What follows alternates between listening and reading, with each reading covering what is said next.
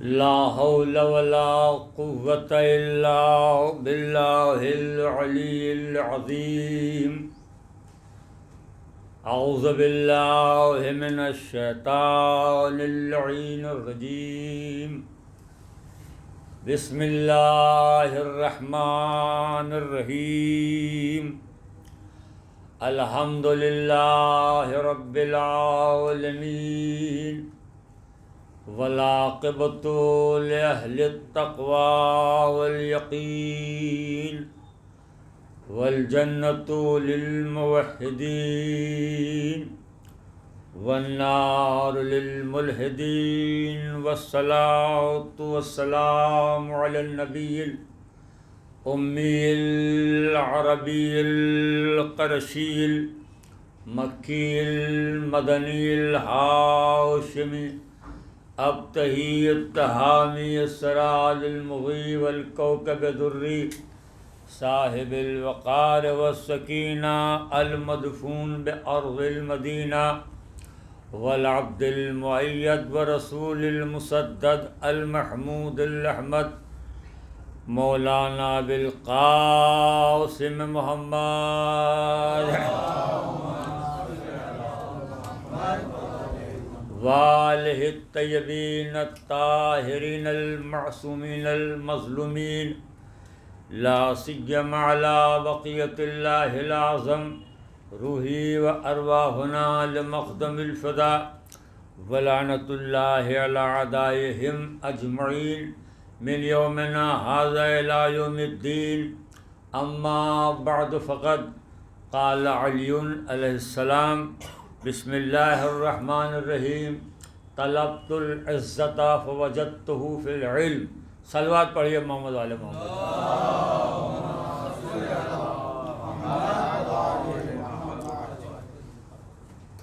وہ علی جو نفس رسول ہے، وہ علی جو زوجہ بطول ہے، وہ علی جو مرد مقبول ہے، وہ علی جو تیغ مسلول ہے، وہ علی جو امیر مومنین ہے، وہ علی جو امام المتقین ہے، وہ علی جو شفیع المذنبین ہے، وہ علی جو خلیفۃ المرسلین ہے، وہ علی جو خدا کی شان ہے، وہ علی جو مصطفیٰ کی جان ہے، وہ علی جو گلشن احمد کا باغبان ہے، وہ علی جو شمع عرفان ہے، وہ علی جو معرفت کا آسمان ہے، وہ علی جو ولیوں کا سلطان ہے، وہ علی جو ناطق قرآن ہے، وہ علی جو صلوات پڑھیے بآواز بلند جملہ ضائع نہ جائے. وہ علی جو محبوں کا ذیشان ہے، جس کا دشمن پکا شیطان ہے. صلوات پڑھیے محمد اور آل محمد پہ. وہی میرا مولا ارشاد فرما رہا ہے کہ طلبت العزت فوجدتہ فی العلم. توجہ رہے، طلبت العزت، ہم نے تلاش کیا، ہم نے طلب کیا، ہم نے چاہا، ہم نے مانگا علم کو. توجہ رہے، طلبت العزت فوجدتہ فی العلم، ہم نے چاہا، ہم نے مانگا، ہم نے تلاش کیا عزت کو. فوجدتہ فی العلم، تو مولا فرمائے ہم نے عزت کو علم میں پایا. حدیث بڑی مختصر ہے مگر بڑی توجہ طلب ہے اور بڑی ہی نصیحت آمیز اور سبق آموز ہے. مولائے کائنات اپنے چاہنے والوں تک پیغام پہنچا رہے کہ میرے چاہنے والوں، طلبت العزت فوجدتہ فی العلم، ہم نے عزت کو تلاش کیا، ہم نے عزت کو ڈھونڈا، ہم نے عزت کو طلب کیا، ہم نے عزت کی جستجو کی. فوجدتہ فی العلم، تو ہمیں عزت نہ دولت میں ملی، نہ ریاست میں ملی، نہ حکومت میں ملی، نہ خلافت میں ملی. عزت کہاں ملی؟ کہ ہمیں عزت علم میں ملی. صلوات پڑھیے محمد والے محمد.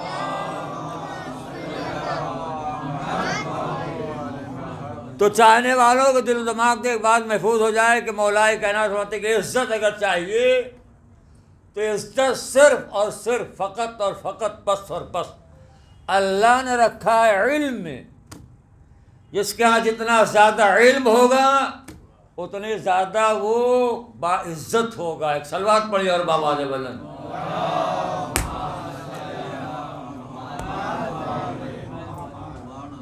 طلبت العزت فوجدت فی مولا علی کا فرمان ہے کہ اگر عزت چاہیے تو علم حاصل کرو. اگر عزت چاہیے تو یاد رکھو میرے چاہنے والوں، اللہ نے عزت کو رکھا ہے علم میں. توجہ رہے، علم میں. عزت نہ ریاست میں ہے، عزت نہ حکومت میں ہے، عزت نہ دولت میں ہے، عزت نہ شہرت میں ہے، عزت نہ اقتدار میں ہے، عزت نہ کرسی میں ہے. عزت کو اللہ نے رکھا ہے علم میں. جو جتنا زیادہ صاحب علم ہوگا اتنی زیادہ معاشرے میں صاحب عزت ہوگا. ایک صلوات اور پڑھیے بابا دے بلند.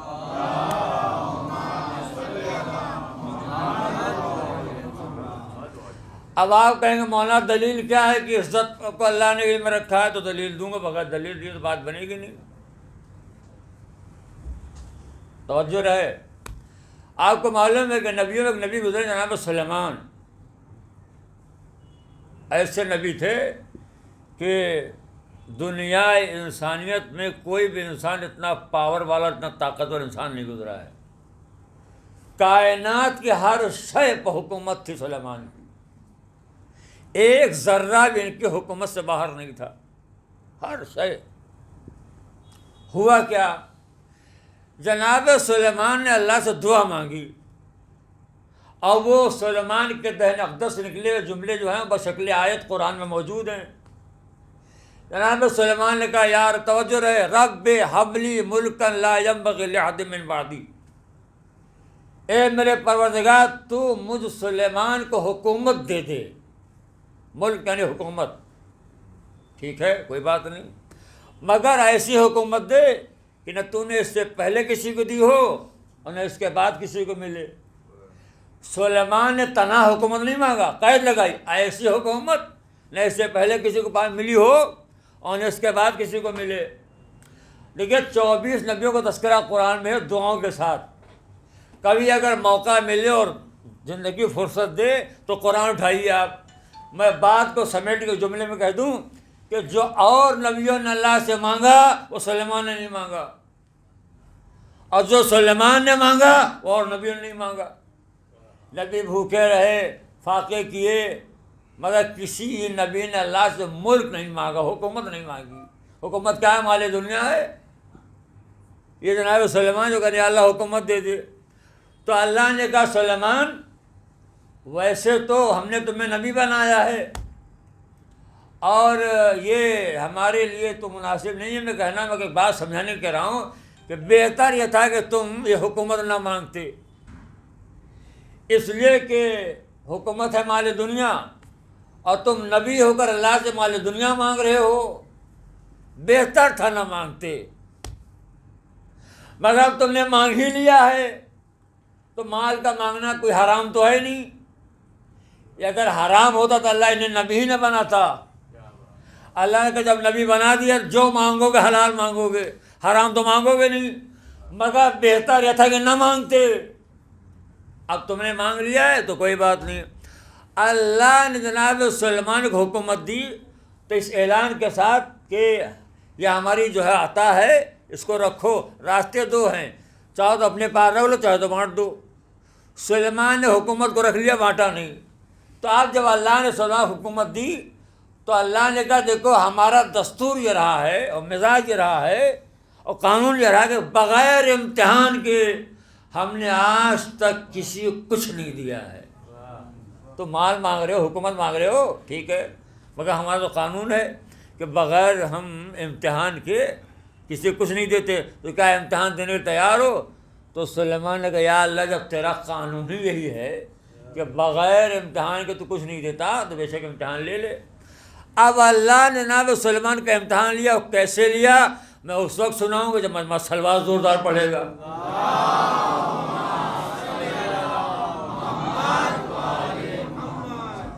توجہ رہے کہ قانون یہ ہے، دستور یہ ہے کہ حکم میں امتحان لیتے، امتحان دینا پڑے گا.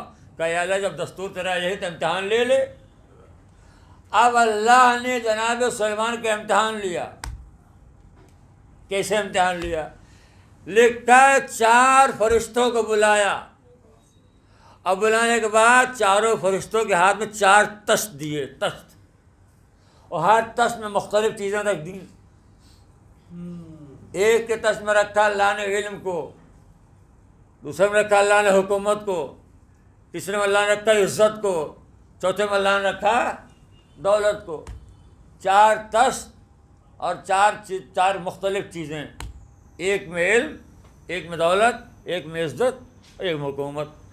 یا اللہ کرنا کیا کہ جاؤ سلیمان کے بعد اور جا کہنا کہ اللہ نے ہمیں بھیجا ہے، ہم 4 فرشتے آئے ہوئے ہیں اور چاروں کے ہاتھ میں تشت ہے اور مختلف چیزیں ہیں، اور اللہ نے یہ کہا کہ ان 4 میں سے ایک کو لے لو، 3 کو چھوڑ دو، ایک کو اپنا لو اور 3 کو چھوڑ دو۔ کہا کیا ہے تمہارے پاس؟ ایک آگے بڑھا، ہمارے تشت میں علم رکھا ہوا ہے، آپ کے پاس کا حکومت، آپ کا کا دولت، آپ کا عزت۔ مانگا تو حکومت اور 4 فرشتے، 4 مختلف چیزیں۔ تو چونکہ سلیمان نبی تھے، مولوی نہیں تھے، ورنہ ہمارا معاملہ ہوتا تو ہم صبح شام تک 90 پھر پھیر پڑے ہوتے ہیں، مال مل رہا ہے تو ہم تو مال لے لیتے، مگر وہ نبی تھے، نبی مولوی نہیں تھے۔ تو جناب سلیمان نے کہا مانگا تو ہم نے کہا حکومت، مگر اب یہ ہے امتحان کی منزل۔ لہذا جناب سلیمان نے کیا کیا؟ وہ فرشتہ جس کے تشت میں علم رکھا تو اسے قریب بلایا، اور بلانے کے بعد تشت سے علم کو لے لیا۔ ہائے ہائے ہائے ہائے ہائے، مانگا تو حکومت، امتحان سے منزل کی آئی تو سلیمان نے علم کو لے لیا، اب وہ خالی ہو گیا تشت، 4 تھے نا، خالی ہو گیا۔ تو فرشتے نے ان 3 سے کہا، بہت توجہ، ان 3 سے کہا بھائی چلو چلیں اللہ کے پاس، یہ سلیمان کو جو چاہیے سلیمان لے لیا۔ تو ان 3 نے سے ایک سے کہا ہم نہیں جائیں گا، کیوں؟ کہ اللہ نے ہمیں یہ کہا کہ جدھر جدھر علم جاؤ ادھر تم بھی جاؤ۔ صلوات پڑھیے محمد اور آل محمد پہ۔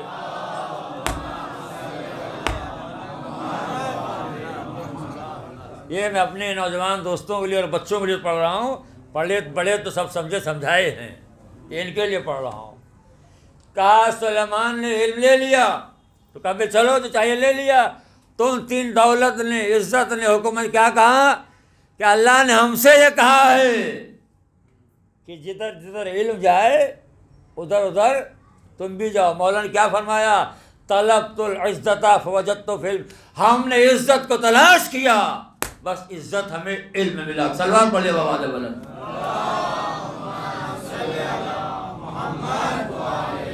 ساری چیزوں کو اللہ نے علم کے پیچھے رکھا ہے، دولت علم کے پیچھے، شہرت علم کے پیچھے، عزت علم کے پیچھے، حکومت علم کے پیچھے، سارے کمالات کو اللہ نے علم آ گیا، وہ یہ سب کچھ آ گیا۔ ایک صلوات اور پڑھیے بابا علیہ وسلم اور محمد علیہ وسلم۔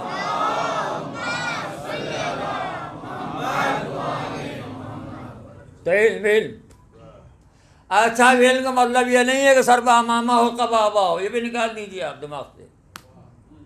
اکثر جب علم کی بات کرتے ہیں تو لوگ کہتے ہیں یہ اپنی ہی بات کرنا، ایسا کوئی، ہم تو جاہل کے اندر جاہل ہیں۔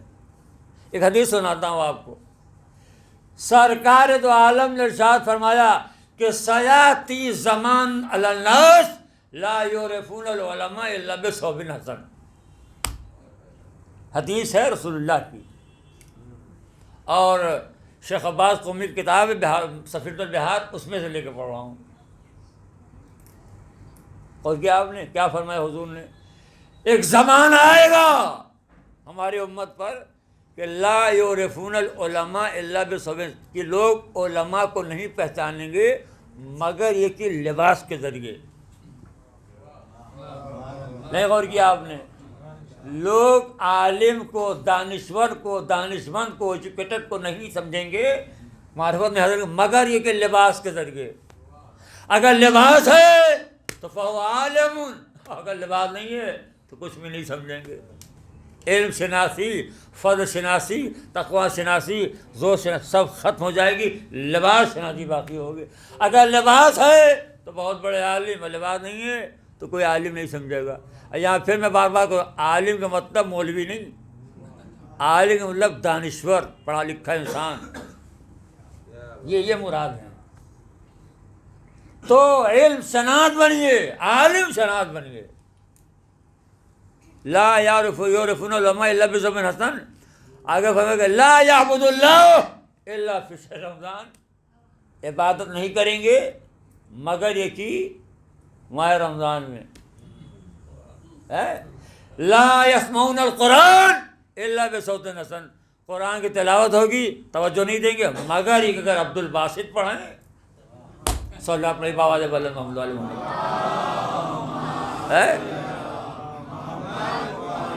تو یہ تو میں نے مکمل کیا. تو کیا فرمایا گیا؟ سیاتی زمان والناس لا یعرفون العلماء، علماء کو نہیں، دانشور نہیں پہچانے مگر یہ کہ لباس کے ذریعے. اچھا آپ کو ایک میں مثال دیتا ہوں تاکہ بات میری مکمل ہو جائے. شیخ عباس قمی علیہ الرحمہ، جن کی میں بہت قدر کرتا ہوں، اس لیے کہ علماء کی فہرست میں، شبیب بھائی تائید کریں گے، علماء کی فہرست میں جتنا بڑا ثواب شیخ عباس قمی حاصل کر رہے ہیں شاید کوئی حاصل کر رہا ہو. نہیں توجہ دیا آپ نے. مثال دوں، مثلا کہ 2 کتابیں ہمارے یہاں ہر گھر میں آپ کو ملیں گی، ایک قرآن مجید، ایک مفاتیح الجنان. ہے یا نہیں ہے؟ ہر گھر میں قرآن مفاتیح موجود ہے. اگر مفاتیح نہ ہوگی تو حدیث قصہ ہوگی، دعائے نطبہ ہوگی، دعائے کمیل ہوگی، یہ سب تو ہے نا. اگر یہ بھی ہے تو گویا آپ کے گھر میں شیخ عباس قمی بیٹھے ہوئے ہیں. تھوڑا ہوں ہاں کرتے رہیے تاکہ بات ذرا آگے بڑھتی جائے. میں اپنی بیمار یادداشت کو ذرا تازہ کر رہا ہوں. تو توجہ رہے. شیخ عباس قمی علیہ الرحمہ جن کی کتاب ہے سفینہ، جن کی کتاب مفاتیح الجنان، اگر مفاتیح نہ ہوگی تو یہ دعائیں آپ کے یہاں ہوں گی. اور یاد رکھیے میں نے ایک جملہ کہا، اگر آپ مان لیجیے دعائے ندبہ پڑھ رہے ہیں تو آپ کے ثواب میں شیخ عباس قمی شامل ہیں. اگر آپ دعائے کمیل پڑھ رہے ہیں تو آپ کے ثواب میں شیخ عباس قمی شامل. کیوں شامل ہیں؟ اس لیے ساری دعائیں لی گئی ہیں مفاتیح سے، اور مفاتیح کے لکھنے والے وہ ہیں. تو آپ کوئی بھی زیارت پڑھیے، آپ کوئی بھی دعا پڑھیے، آپ کے تمام اعمال میں شیخ عباس قمی شامل ہے. اتنے بڑے عالم ہیں کہ آج جو ہے وہ بہت سے علماء گزرے ہیں مگر آپ کے گھر میں کتاب نہیں ملے گی کسی کی. مگر یہ ایسے ہیں جن کی کتاب ہر شیعہ گھر میں، ہر مسجد میں، ہر امام بارگاہ میں. اگر انسان کا صوم و صلاۃ سے تعلق ہے اور ربط ہے تو یقین جانے اس کے مصلی پہ دعائیں مل جائیں گی. اگر دعا مل رہی تو گویا شیخ عباس قمی رحمۃ اللہ صلوات اور پڑھ لو.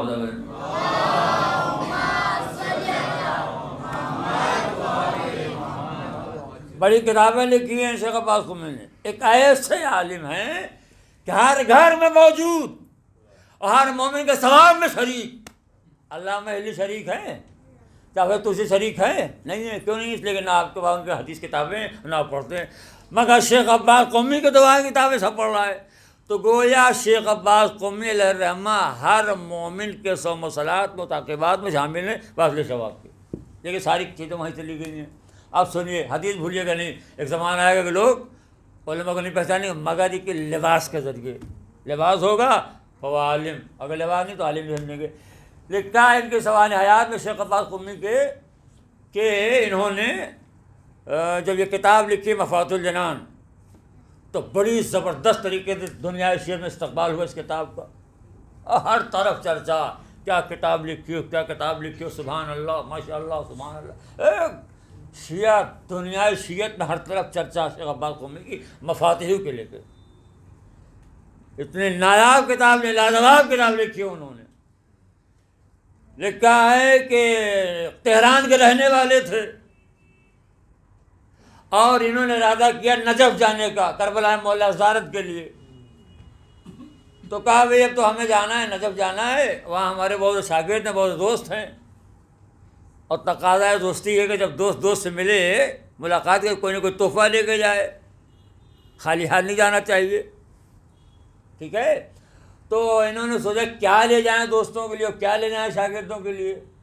تو کہا اگر کوئی مٹھائی شیرینی وغیرہ لیں گے، کھا لیں گے، ختم ہو جائے گا معاملہ. کیوں نہ ایسا کوئی تحفہ لے کے جائیں کہ انہیں وہ لیں اور اس میں ہم بھی شریک ہو جائیں، ثواب ہمیں بھی ملے. تو یہ کتاب چھایا ہوئی تو مفاتی کا بہتر یہ کتاب لے کے جائیں، یہ جو میں نے شاید لکھی ہے بھی چھایا ہوئی ہے۔ اب جب گھر میں دیکھا تو 2-4 نسخے باقی ہیں ہی نہیں، کہا کوئی بات نہیں، بازار میں تو ہے، یہ لے لیں گے۔ تو لکھا ہے کہ تہران میں ایک بہت بڑے کتب خانے میں گئے، کتب خانے جہاں کتابیں بکتی ہیں، وہاں گئے کہ کچھ نسخے لے لیں تاکہ دوستوں کو وہاں دے دیں۔ جب گئے تو جو کتاب فروش تھا اس کو سلام کیا تو اس نے بادر ناخواستہ جواب دیا، ہاں وعلیکم السلام۔ تو کہا بھائی آپ کے پاس مفاتی ہے؟ تو کہنے کا مکمل نام لیجیے، مفاتی نہیں، مفات الجنان کہتے ہیں، آپ کو نام بھی نہیں معلوم ہے؟ کس سے کہہ رہے ہیں؟ جنہوں نے تھوڑا بولا کرے، جنہوں نے کتاب لکھی تو اسے کہہ رہے ہیں۔ تو آپ کو معلوم نہیں ہے کتاب کس نے لکھی؟ آپ مفاتی نہ، مفات الجنان کہیے۔ چلیے بھائی مفات الجنان دے دیجیے، ہے؟ کہاں بالکل ہے۔ کہا کہ ہدیہ کیا ہے؟ تو اس زمانے میں جو بھی رہا ہو 25 ریال مثلاً۔ تو انہوں نے کہا بھائی یہ تو کتاب تھوڑی مہنگی ہے، کچھ تھوڑا سا کم کر دو۔ کہا آپ کو معلوم ہے کتاب کس نے لکھی ہے؟ کہا کس نے؟ ارے کا عالم آیت اللہ مجتہد، یہ وہ یہ شیخ عباس قمی نے لکھی ہے۔ یعنی ایک لمبا چوڑا خطاب القاب اس کے بعد انہوں نے لکھی ہے۔ تو انہوں نے کہا کہ بھائی ہم کو جو ہے وہ ایک نہیں چاہیے، ہم کو 25 عدد چاہیے۔ کہا 2500 مانگے، 1 ریال کم نہیں ہوگا۔ کیوں؟ کہا ارے آپ کو معلوم ہے کس نے لکھی ہے؟ ہر طرف شور ہے، کیا کتاب ہے، کتاب ہے آ رہی ہے چلی جا رہی ہے، آپ کو معلوم نہیں ہے؟ کہا کچھ کم کر دو۔ کہا دیکھیے کم نہیں ہوگا، اگر لینا ہو آپ کو جو بتا دو اتنے لیجیے آپ۔ تو انہوں نے کہا، پوچھا اس سے کہ تم نے شیخ عباس قمی کو دیکھا ہے؟ تو کہا نہیں ہم نے دیکھا نہیں ہے۔ تو کہا پھر؟ کہا اشتیاق ہے بہت دنوں سے، اتنا زبردست عالم ہمارے شہر میں رہتا ہے تو جائیں کم از کم اس کی زیارت کریں جس نے ایسی نایاب کتاب لکھ دی، ہر طرف شور ہے، اور مشتاق ہوں، بہت تڑپ ہے کہ مل جاؤں، ایک مرتبہ ملاقات کر لوں۔ تو انہوں نے کہا جاوید بھائی یہ تعریف بھی کر رہا ہے اور تڑپ بھی بتا رہا ہے کہ صاحب اشتیاق ہے زیارت کی، تو اب اگر ہم نے بتا دیا کہ بھیا گھر جانے کی زحمت نہ کرو، ہم خود ہی آ گئے ہیں، تو اگر یہ فری میں نہیں دے گا تو کم تو کر ہی دے گا، ہدیہ تو کم کر ہی دے گا۔ حدیث بھولیے گا نہیں، ایک زمانہ آئے گا لوگ عالم نہیں مگر یہ لباس کر دیے۔ تو انہوں نے کہا کہ جس شیخ عباس کے تم اتنی تعریف کر رہے ہو وہ شیخ عباس قمی میں ہوں۔ لکھا جیسے انہوں نے کہا کہ شیخ عباس قمی میں ہوں، اس کتاب فروش نے ان کو قدم سے لے کے سر تک دیکھا، کہا کیا واقعہ آپ ہیں؟ کہا میں ہوں۔ کہا جتنی جلدی ہو سکے دکان سے باہر نکل جائیے۔ کہا کیوں؟ کہا اگر لوگوں کو معلوم ہو گیا کہ اس کتاب کو لکھنے والے آپ ہیں تو ساری کتاب پڑھی رہی، کوئی خریدے گا نہیں۔ صلوات پڑھیے محمد و آل محمد پہ۔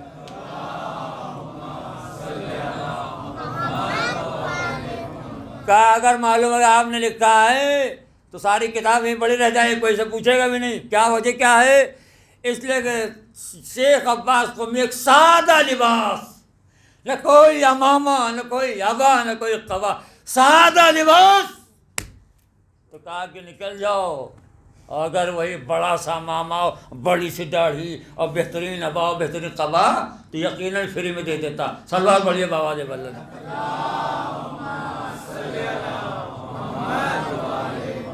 کیوں سنایا میں؟ تاکہ میری بات ذرا مضبوط ہو جائے۔ سیاتی زمان الناس لا یعرفون العلماء الا بثوب، زمان آئے گا کہ لوگ عالم کو نہیں پہچانیں گے مگر یہ کہ لباس کے ذریعے۔ اگر لباس ہے تو عالم ہے، اگر لباس نہیں ہے تو کچھ بھی نہیں۔ ایک صلوات اور پڑھیے بابا بلند پر محمد علی محمد۔ تو مولانا نے کیا فرمایا کہ طلبت العزت فوجدت فی العلم، ہم نے عزت کو تلاش کیا بس اسے ہم نے علم میں پایا۔ اب سوال یہ میرے چپ چاپ سامعین کہ علم کسے کہتے ہیں؟ علم کی تعریف کیا ہے؟ علم کس کو کہا جائے؟ علم کس کو کہا جائے؟ کیا منطق کا جاننا علم ہے؟ کیا فلسفے کا جاننا علم ہے؟ کیا جغرافی کا جاننا علم ہے؟ کیا ہسٹری کا جاننا علم ہے؟ کیا سائنس جاننا علم ہے؟ علم ہے کیا؟ تو بھیا ہوں تو مولوی، کروں گا اپنی ہی بات۔ جب ہمارے چھٹے امام جعفر صادق علیہ السلام گزر گیا،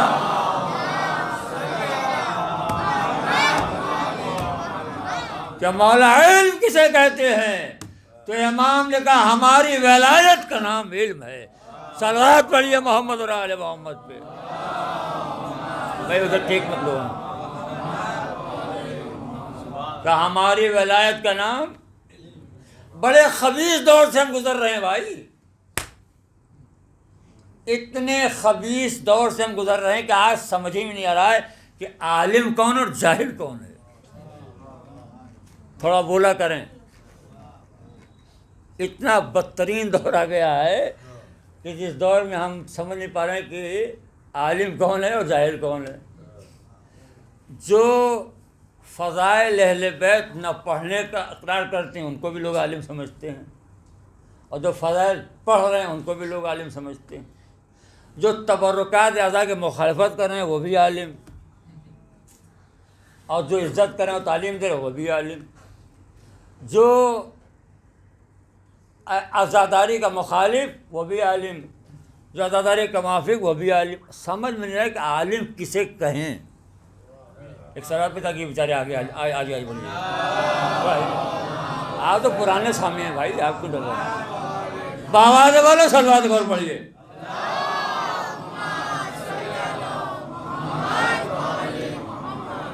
غور نہیں کیا آپ نے کیا کہا؟ ایسے دور سے گزر رہے ہیں کہ سمجھ میں رہا کہ عالم کون اور جاہل کون ہے۔ جو ولایت وہ بھی عالم، منکر وہ بھی عالم۔ دیکھیے ایک مثال دوں، اور مثال کے بعد ذرا جلدی سمجھ میں آئے گی، یہ بچوں کے لیے۔ کہیں پر کسی نے کیا یہ کہہ کے دھوکہ دیا کہ جناب ہم آپ کو دھوکہ دے رہے ہیں؟ نہیں، دھوکہ دینے والا پیار کی بات، محبت کی بات، ہمدردی کی بات کرے گا اور دھوکہ دے گا۔ کیا کبھی کہیں کسی نے کسی کو یہ کہہ کے زہر دیا ہے کہ جناب یہ بہت میٹھی چیز پی لیجیے تاکہ میٹھی نہیں سو جائیے؟ نہیں، بلکہ اس زہر کو کسی میٹھی چیز میں ملا کے دیا جاتا ہے تاکہ انسان میٹھی نیند سو جائے۔ آج تک کہیں آپ نے کوئی سنا کہ کسی ملک کا جاسوس، آپ کے دشمن ملک کا جاسوس آپ کے ملک میں آ گیا ہو اور کہا جناب ہم آئے ہوئے ہیں جاسوسی کرنے پر؟ دشمن ملک کا جاسوس جب آتا ہے تو کیا بتا کے آتا ہے کہ صاحب ہم جاسوس معین کیے گئے؟ نہیں، بلکہ وہ آپ کے بھیس میں، آپ کے لباس میں آپ کا اپنا بن کر بنا رہے گا اور جڑیں کاٹے گا۔ نہیں، بھیس میں غور کیجیے گا، لباس آپ کا ہوگا، بھیس آپ کا ہوگا، کام وہ اپنا کرے گا۔ آج تک کہیں آپ نے سنا کہ کوئی دکاندار یہ کہ جناب ہمارا مال بہت خراب ہے؟ مال خراب ہے کیا بھیا؟ کیا تکلیف ہو گئی آپ کو؟ سلوات پڑھیے بابا زبردست۔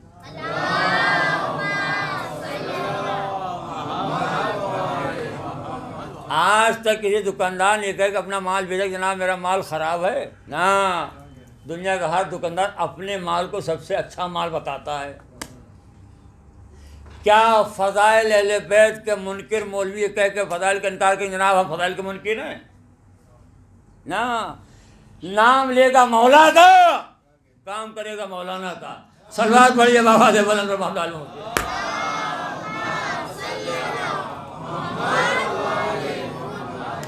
اتنا بدترین دور آ گیا، سمجھ میں آیا کون عالم کون جاہل ہے۔ نام لیں گے ولایت کا اور کام کریں گے اپنا۔ تو ان چند مثالوں سے میرے نوجوان سامعین آپ کے لیے پڑھ رہا ہوں، ان چند مثالوں کے بعد یہ واضح ہو گئی کہ کوئی فرد ہو، افراد ہوں، جماعت ہو، گروہ ہو، ادارہ ہو، بظاہر اچھی اچھی باتیں کرے مگر بغیر تحقیق کے، بغیر جستجو کے آپ اس کے پیچھے نہ چل پڑیے۔ ہاں، نہیں توجہ رہے، بغیر تحقیق کے دیکھیے کہ یہ دوست کے لباس میں دشمن تو نہیں ہے، بے ایمان کے لباس میں ایماندار تو نہیں ہے۔ ہائے ہائے ہائے، یہ کون ہے؟ یہ راہبر کے لباس میں راہزن تو نہیں ہے؟ یہ مولوی کے لباس میں شیطان تو نہیں ہے؟ صلوات پڑھیے محمد اور آل محمد پہ۔ یہ دیکھیے آپ،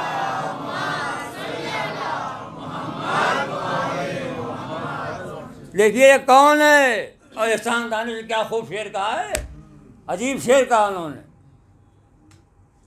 اور میں شعر سناؤں گا انشاءاللہ، مگر اس میں سکون نہیں ملے گا، مگر یہ ہے کہ ذرا ایک تمہید اور عرض کر دوں کہ یہ سارے معاملات ہو رہے ہیں تو آپ دیکھیے اس میں اپنا کون ہے غیر کون ہے۔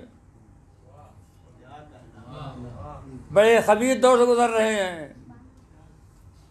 جناب عمار نے پوچھا مولا علی سے، مولانا جو آپ کے ولایت کے اقراری ہے ان کو بھی لوگ عالم کہتے ہیں، اور جو ولایت کا مذاق اڑتا ہے ان کو بھی لوگ عالم کہتے ہیں، کہ پھر کیا سمجھ میں لگا کون عالم ہے کون جاہل ہے؟ دونوں کو تو عالم کہہ رہے ہیں۔ تو امام مسکرائے، اور مسکرا کے امام نے کہا کہ بات عمار صرف یہ ہے کہ ابر نیسا جب برستا ہے تو سمندر کی سطح پر صدف بھی منہ کھولتی ہے، جو قطرہ جاتا ہے وہ موتی بنتا ہے، اور زمین پر سانپ بھی منہ کھولتا ہے، جو قطرہ جاتا ہے وہ زہر بنتا ہے، تو قصور قطرے کے نہیں قصور ظرف کا ہے۔ صلوات پڑھیے محمد اور آل محمد پہ۔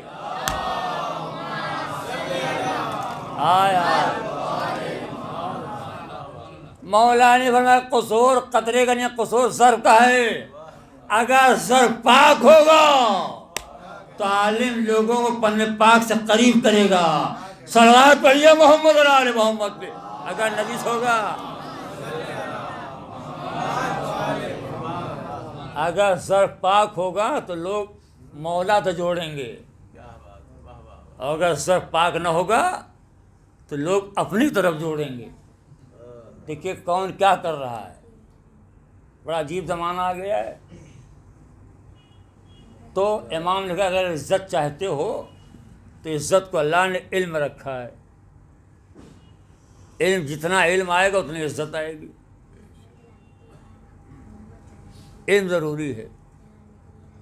اور مجھے یاد آ گئے علامہ ذیشان صاحب جوادی مرحوم اللہ مقام اللہ ان کے درجات کو بلند فرمائے، ان کا خوارج نے جب سنا کہ مولا علی نے کہا انا احمد علم علی نے بابا، تو 10 لوگوں نے طے کر لیا کہ چلیں ذرا پوچھیں تو ان سے۔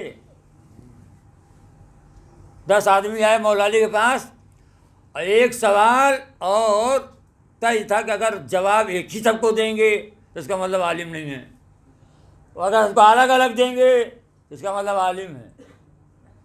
تو مرحوم یہ کہا کرتے تھے یہ 10 لوگ نہیں آئے تھے اور 10 مولا نے جواب نہیں دیا تھا، مولا نے اپنے چاہنے والوں کو 10 طریقوں سے سمجھایا تھا۔ صلوات پڑھیے محمد اور آل محمد پہ۔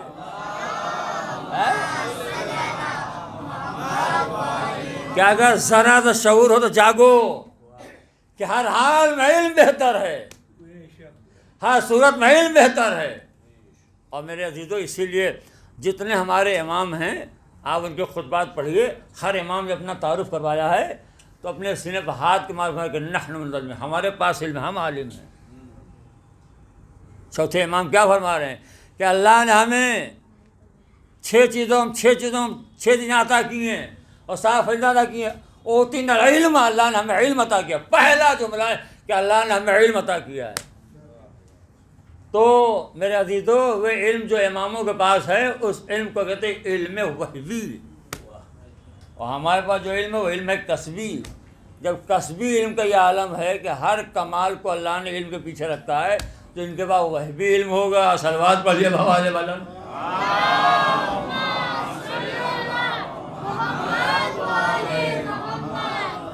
تو آج کی مجلس وابستہ تھی جناب عباس علمدار کربلا سے، اور میں اب منزل مسائل سے قریب ہونا چاہ رہا ہوں۔ جناب عباس کا تذکرہ اکثر ہوتا ہے تو شجاعت کے حوالے سے، میں کبھی بھی جناب عباس کے شجاعت کو موضوع بحث نہیں بناتا۔ میں ایک فقرہ سناؤں تاکہ مجمع بیدار ہو جائے۔ لکھا ہے کہ 30,000 کا لشکر تھا جو فرات پہ قبضہ کیے ہوئے تھا، کہا میلون ایک قطرہ پانی خیمے تک نہیں جانے دیں گے. تعداد تھی 30,000 کی. اور لکھا علماء نے کہ جب 30,000 کے لشکر کو معلوم ہوا کہ حسین نے عباس کو پانی لانے کی اجازت دے دی، تو لکھا اس 30,000 کے لشکر نے اپنا سکون ذات کھو دیا کہ اب کیا ہوگا. علی کا بیٹا عباس آ رہا ہے اور پانی لینے کے لیے آ رہا ہے. توجہ رہے، سکون ذات کھو دیا. تو کبھی کبھی میں اپنے طرح پڑھتا ہوں کہ جناب عباس جب چلے تو آپ نے پہلا کام یہ کیا کہ جو 30,000 کا لشکر تھا اس کے سکون ذات کو چھینا، اس کے سکون ذات کو چھینا. اور آگے بڑھے تو جو سامنے آیا اس کی حیات کو چھینا. پہلا کام سکون ذات کو چھینا. اور آگے بڑھے جو سامنے آیا اس کے حیات کو چھینا.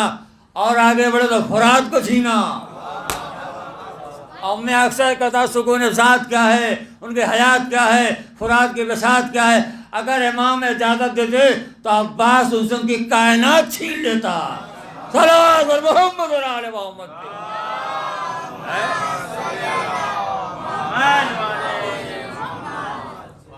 بڑے القاب ہیں آپ کے، انہیں القاب میں لقب ہے کہ علمدار کربلا. امام نے جناب عباس کا علمدار بھی بنایا تھا. اور مجمع جانتا ہے کہ علمداری کا لقب علمداری کسی ہر ایک کو نہیں دیا جاتا. یہ عہدہ، یہ منصب بھی اس کے بھی کچھ شرائط ہیں. اور علمدار بننے کے شرائط کیا ہیں ان کا تذکرہ حضور نے میدان خیبر میں کیا تھا. کیا کہا تھا؟ لَأُعْطِيَنَّ الرَّائِطَ غَدًا رَجُلًا، کل میں اسے علم دوں گا جو مرد ہوگا، کرار ہوگا، غیر فرار ہوگا، اللہ رسول کو دوست رکھتا ہوگا اور اللہ رسول اسے دوست رکھتے ہوں گے.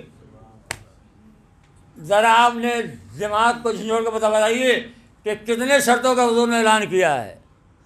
مرد ہوگا، کرار ہوگا، غیر فرار ہوگا، اللہ رسول کو دوست رکھتا ہوگا اور اللہ رسول اسے دوست رکھتے ہوں گے. 5 شرطیں، 5 شرطیں بتائیں. مرد ہو، کرار ہو، غیر فرار ہو، اللہ رسول کو دوست رکھتا ہو اور اللہ رسول اسے دوست رکھتا ہو. اب آپ کی سمجھ میں آیا کہ ہم نے عالم پر پنجہ کیوں لگا رکھا ہے. صلوات پر محمد علی محمد. پنجہ چمن چمن کلی کلی علی علی علی علی، نگر نگر گلی گلی علی علی علی علی، نعرے حیدری. پنجہ کیوں لگا رکھا ہے؟ بہت سے اسباب ہیں. آپ کو معلوم ہے ایک روایت بڑی مشہور ہے، منظر مسائل میں اکثر لوگ پڑھتے ہیں کہ حضور نے پوچھا جناب فاطمہ زہرا سے کہ شفاعت کے لیے میدان محشر میں آپ کیا لے جائیں گی، کیا ہے آپ کے پاس؟ تو بی بی نے کیا کہا؟ یدان مقطوعتان لابن العباس، کافی ہیں میرے بیٹے عباس کے 2 کٹے ہوئے بازو. یہ تو کہا تھا نا، 2 کٹے ہوئے بازو، 2 کٹے ہوئے بازو. شہزادی کیا کہنا چاہیے تھا؟ بابا میرا گھر تو معصوموں سے بھرا ہوا ہے، ہمیں کاہے کی فکر ہے؟ اس کے بیٹے معصوم ہوں، اس کے گھر میں جو خود رسول اللہ جو شافع محشر ہو، ان کا ہر بیٹا شافع ہو، انہیں کہنا چاہیے تھا کہ میرا گھر تو شفاعت کرنے والوں بھرا ہوا ہے. مگر شہزادی نے کسی کا نام نہیں لیا. کیا کہا؟ میرے بیٹے عباس کے 2 کٹے ہوئے بازو. اور آپ کو معلوم ہے کہ بازو کے سب سے انتہائی درجے کا نام پنجہ ہے. یہ پنجہ علم کی کیا عزت ہے اور کیا مقام ہے وہ سنیے آپ. پنجہ جو آج کائنات آدم عالم میں ہیبت کا سبب بنا ہوا ہے، یہ پنجہ نہیں ہے. اس پنجے کو جو بوسہ لیتے ہیں وہ اصل میں اپنے امام آخر کے ہاتھ پر بیعت کرتے ہیں.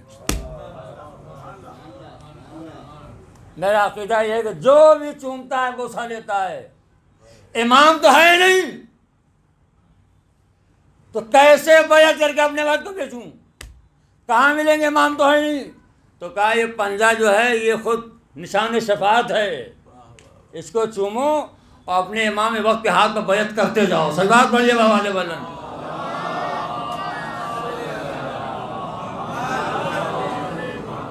یہ عالم نہیں ہے، یہ عالم چومتا جو ہے وہ اپنے امام وقت کے، امام حاضر کے ہویا ہاتھ میں بیعت کر رہا ہے۔ آپ کو معلوم ایک شاعر گزرے ہیں محمد کاظم حضری، عرب شاعر تھے، اور انہوں نے بڑے مناقب اہل بیت لکھا ہے۔ ایام ازاں آنے والا تھا، کہا ایک مرثیہ لکھوں جناب عباس کے لیے۔ وقت تمام ہو گیا ہے، بہت عظیم شاعر تھے، اور انہوں نے طے کیا ایک مرثیہ لکھوں جناب عباس کے لیے۔ سنیے گا، لمبا واقعہ ہے، میں بہت مختصر کر رہا ہوں۔ اب مختصر مطلب اگر نہ سمجھنا ہے تو بعد میں پوچھ لیجیے گا۔ معرکۃ الآراء شاعر، انہوں نے کہا مرثیہ لکھیں گے۔ تو شعرا کی عادت یہ ہے کہ وہ رات کے کسی پہر میں بیٹھ جاتے ہیں، سکون ملتا ہے، قلم و کاغذ لے کے وہ شروع ہو جاتے ہیں۔ تو انہوں نے بھی لکھنا شروع کیا رات میں۔ پہلا مصرع لکھا، رکھ دیا۔ پھر عادت ہوتی ہے شاعروں کی، مصرع لکھنے کے بعد اس پر غور کرتے ہیں، الفاظ پر، ترکیبوں پر، بات پر، فکر پر۔ جب پہلا مصرع لکھا تو انہوں نے سوچا کہ یہ میں نے کیا لکھ دیا، یہ کیا لکھ دیا میں نے؟ یوم ابو الفضل استظہر بہ الہدیٰ، ترجمہ یہ ہے کہ عاشور دن ایسا دن تھا جس دن ہدایت عباس کے پناہ میں تھی۔ یہ پہلا مصرع کہ یوم ابو الفضل استظہر بہ، عاشور دن اتنا قیامت خیز دن تھا جس دن ہدایت عباس کے پناہ میں تھی۔ یہ لکھا مصرع، اور اس کے بعد کہا ارے یہ میں نے کیا لکھ دیا، یہ تو امام حسین کی توہین ہو گئی مجھ سے۔ اور جناب عباس ہر بات تو برداشت کر سکتے ہیں، مگر ان کے سامنے ان کے آقا حسین کی تو توہین کر جائے، جناب عباس کبھی راضی نہیں ہو سکتے۔ یہ میں نے کیا لکھ دیا کہ ہدایت عباس کے پناہ میں تھی، یعنی معصوم غیر معصوم کے پناہ میں۔ غیر معصوم معصوم پناہ میں تو آ سکتی ہے، مگر معصوم کے پناہ میں غیر معصوم پر معصوم آ جائے، یہ میں نے کیا لکھ دیا ہے؟ کیا سور دن ہدایت عباس کے پناہ میں۔ تو انہوں نے کہا میں تو یہ میں بہت بڑی میں گستاخی کر بیٹھا، امام راضی نہیں ہوں گے کہ وہ مولا عباس کی ہمارے سامنے۔ تو قلم رکھ دیا انہوں نے، پہلے ہی میں رکھ دیا، لیکن نہیں لکھیں گے۔ لکھا ہے کہ رات کا ایک حصہ گزرا، خواب میں دیکھا امام حسین آ گئے اور کہا کہ اغریہ تم نے قصیدہ لکھنا کیوں بند کر دیا، مکمل کیوں نہیں کیا؟ تو کہا کہ مولا میں نے پہلا مصرع لکھا تو مجھے ایسا لگا کہ اس میں آپ کی تو مولا عباس کی تو تعریف ہے، مگر مولا آپ کی توہین ہو رہی ہے، اور یہ بات آپ کا بھائی برداشت نہیں کر سکتا۔ مولا عباس بڑھے گئے ان کے سامنے، ذرا غور کیجیے، بڑی عجیب بات ہے۔ اس لیے میں نے رکھ دیا تو امام نے فرمایا اے عذری، اب تک جتنے کلام تم نے کہے ان تمام کلام یہ مصرع سب سے اچھا تھا۔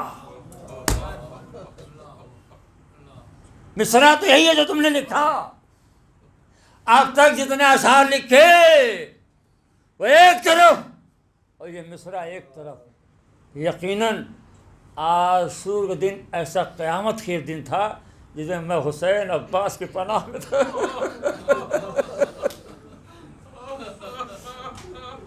میں حسین عباس کے پناہ میں تھا۔ اور آپ اس مصرعے کے اہمیت کو اس طرح بھی سمجھیے کہ صاحب الجواہر، آپ کو معلوم ہے بڑی عظیم کتاب فقہ کی، اور مجھے نہیں معلوم کتنی جلدیں ہیں، مگر میں نے ایک صاحب کے کمرے میں میز پر 42ویں جلد دیکھی ہے، تو 42 تو کنفرم ہے۔ اور ایسی کتاب ہے یہ جواہر کہ سارے حوزہ علمیہ میں جب تک یہ کتاب پڑھا نہ جائے تب تک عالم نہیں بنتا. مجتہد بننے کے لیے ان کے اس کتاب کو پڑھنا واجب ہے. محمد حسن نجفی نام تھا ان کا. نایاب کتاب فقہ پر لکھی ہے. بہت بڑا کرم، بہت بڑا احسان کیا انہوں نے مذہب پر. اور اتنے آیا کہ سارے حوزہ علمیہ میں ان کی کتاب پڑھائی. بغیر پڑھے ہوئے کوئی مجتہد نہیں بن سکتا. ان کے اپنے الفاظ ہیں، توجہ دیجیے گا، شاید میں سنالے صاحب میں سمجھا لے جاؤں. ان کے اپنے الفاظ ہیں کہ اگر محمد کاظم اظہری اس بات پر راضی ہوں اس ایک مصرے کا ثواب مجھے دے دیں، میں اپنی پوری زندگی کی اس کتاب کا ثواب ان کو دے دوں گا. کیا کہا؟ اپنی ساری زندگی جتنا ثواب مجھے ملا ہے اس کتاب کے بدلے میں، وہ سارا ثواب میں دے دوں گا اظہری کو. اس ایک مصرے کا ثواب مجھے دے دیں آپ. تو امام نے کہا بے شک آسو کے دن وہ قیامت کے دن تھا جس دن میں حسین عباس کے پناہ میں تھا. میں حسین عباس کے پناہ میں تھا. مجلس شیخ کی حفاظت کے لیے ممبر پر دو عالم نصب ہیں ابا کے ہاتھوں کی طرح. یہ مصرع بڑا کسی شاعر کا ہے کہ مجلس شیخ کی حفاظت کے لیے ممبر پر دو عالم نصب ہیں عباس کے ہاتھوں کی طرح. مجلس شیخ کی حفاظت کے لیے، آپ نے غور نہیں کیا، مجلس شیخ کی حفاظت کے لیے دو عالم نصب ہیں عباس کے ہاتھوں کی طرح. کل شیخ کا محافظ بھی حسین عباس تھا، آج مجلس شیخ محافظ عباس ہیں. کل شیخ بھی عباس کے پناہ میں تھے اور آج مجلس شیخ بھی علم کے پناہ میں ہے. تو اب مجھے کیوں فکر ہو مجلسوں کی؟ اب جو مخالفت کرے گا اس سے مولا عباس نپٹیں گے. ان مجالس کا افتتاحی کا محافظ مولا عباس ہیں. بات تمام ہو گئی.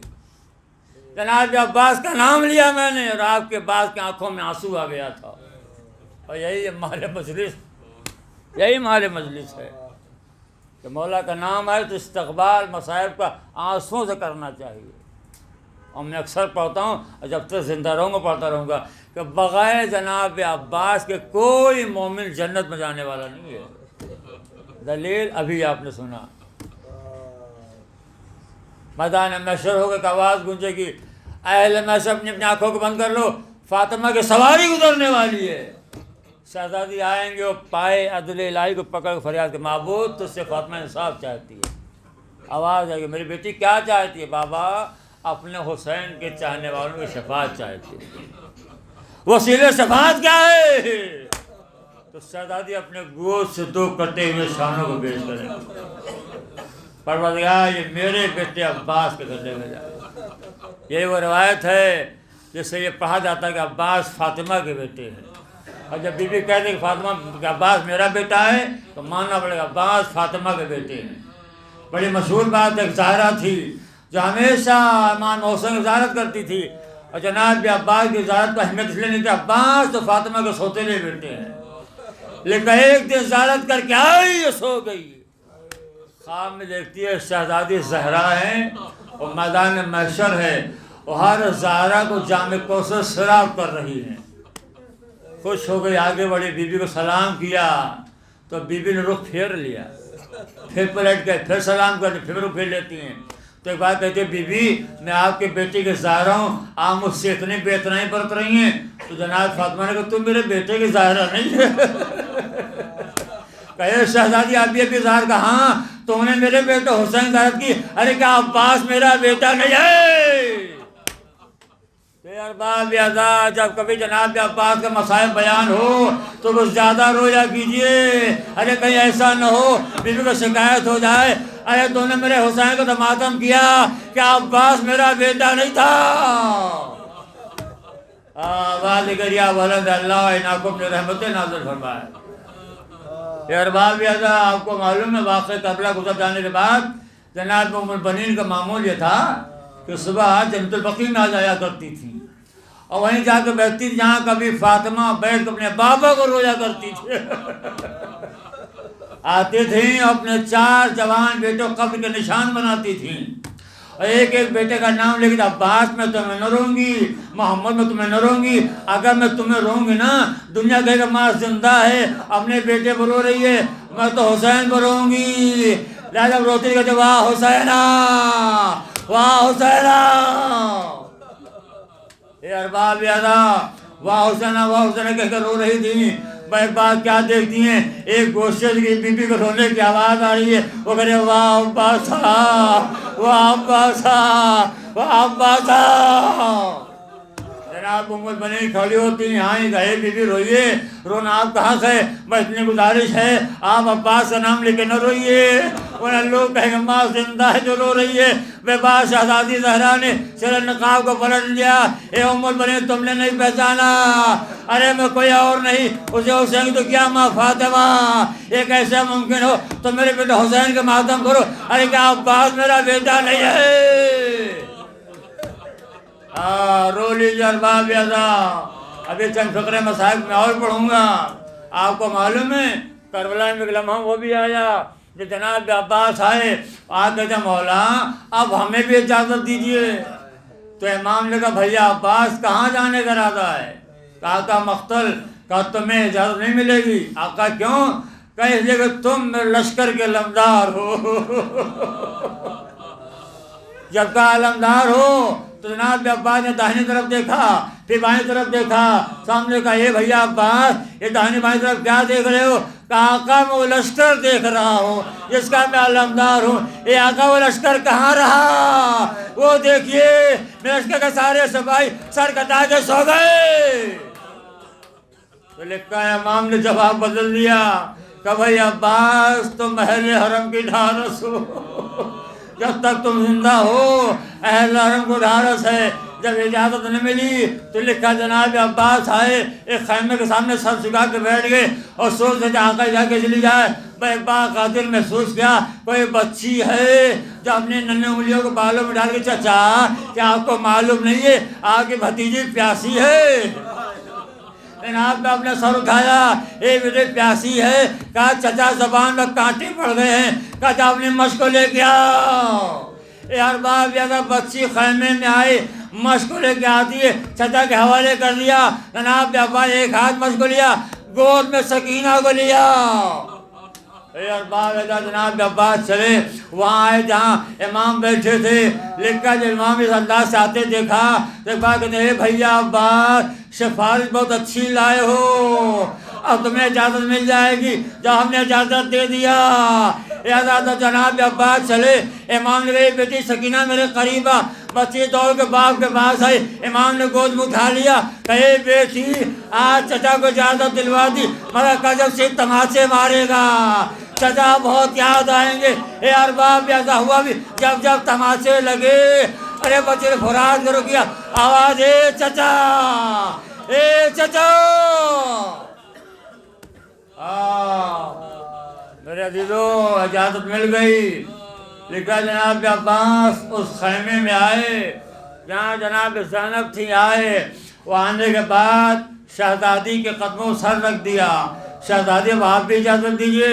کہا بھائی عباس کہاں جانے کا ارادہ ہے؟ کہا شہزادی مقتل۔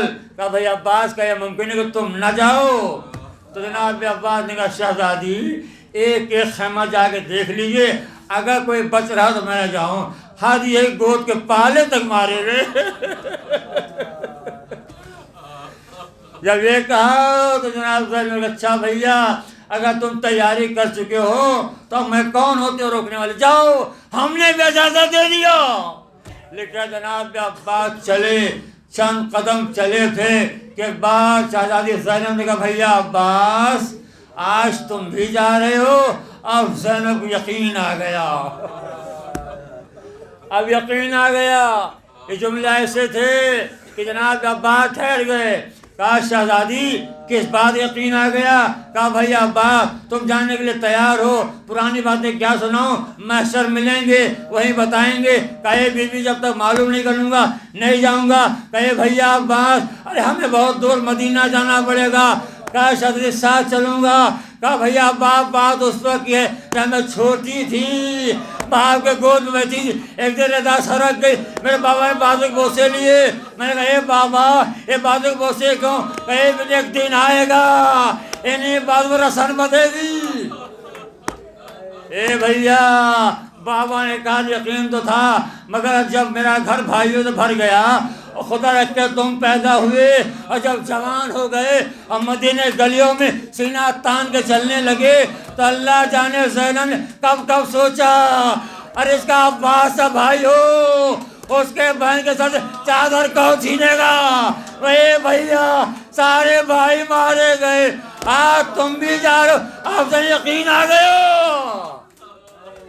بس سرباب ادا آخری فقرہ سنیے مجلس تمام ہو جائے. لکھا جناب عباس مشق لے کے فرار کی جانب بڑھے اور ادھر جناب سکینہ آئیں اور خیموں میں جا کے چھوٹے چھوٹے بچوں کو بلایا. اے بچوں آؤ, اب تم پیاسے نہیں رہو گے, میرا چچا پانی لینے گیا ہے, میرا چچا صادق الوعد ہے, آج تو میرے چچا نے کوئی وعدہ ایسا نہیں پورا نہ کیا ہو, اب تم پیاسے نہ رہو گے. لیکن 40 بچے تھے. سکینہ دوڑ کے خیمے میں گئی اور کوزے لے آئی, ایک ہاتھ میں بچوں کوزے دے دیا. کہے بچوں میں وعدہ کرتا ہوں پانی پلاؤں گی, مگر جب چچا آئے نا شور نہ کرنا. سکینہ سب کو پانی پلائے گی. اے ارباب یادا آگے سکینہ پیچھے بچے, نگاہ فرات کے جانب. ایک منزل آئی, قلم بلند ہوا. سکینہ نے کہے بچوں دیکھو میرا چچا آ رہا ہے. اللہ اور قریب آیا. کہا دیکھو میرا چچا آ رہا ہے. اللہ اور قریب آیا. کہا میرا چچا آ رہا ہے. ایک بار کیا دیکھا, ارے عالم تو آیا, علمدار نہ آیا. خالی علم دیکھا, علمدار نہ آیا. بچے نے کوزہ پھینک دیا, دوڑ کے آئی, باپ سے لپٹ گئی. اے بابا آئنا آئنا امن العباس, میرا چچا کہاں گیا, میرا چچا کہاں گیا. اے ارباب یادا سکینہ بار بار پوچھ رہی ہے میرا چچا کہاں گیا, میرا چچا کہاں گیا. امام جواب نہیں دیتے. امام آگے بڑھتے گئے, یہاں تک وہاں گئے یہاں خاک پر جناب زینب بیٹھی تھی. ایک بار خاک کے بعد بیٹھ گئے. بچی آگے بڑھی, بازو کو باپ کو پکڑا. اے بابا میں بار بار پوچھتی ہوں میرا چچا کہاں گیا, آپ بتاتے کیوں نہیں. امام نے سر اٹھایا, کہے بیٹی تیرا چچا مارا گیا. کہے بابا ارے مارا تو میرا بھائی اکبر بھی گیا, اکبر کی لاش آئی, چچا کی لاش کیوں نہیں آتی. کہے بیٹی تیرا بابا بوڑھا, تیرا چچا جوان, مجھ سے لاشا نہیں اٹھتا. بہبا سکینہ آگے بڑھی. اے پھوپھی اماں چلیے, اے ہمارا باپ چلیے, ہم چچا کا لاشا لائیں گے. آواز اے چچا. سکینہ بڑی شرمندہ, واپس آ جاؤ, اب پانی نہ مانگے گی. واہ حسینہ واہ مظلومہ تقبل منا.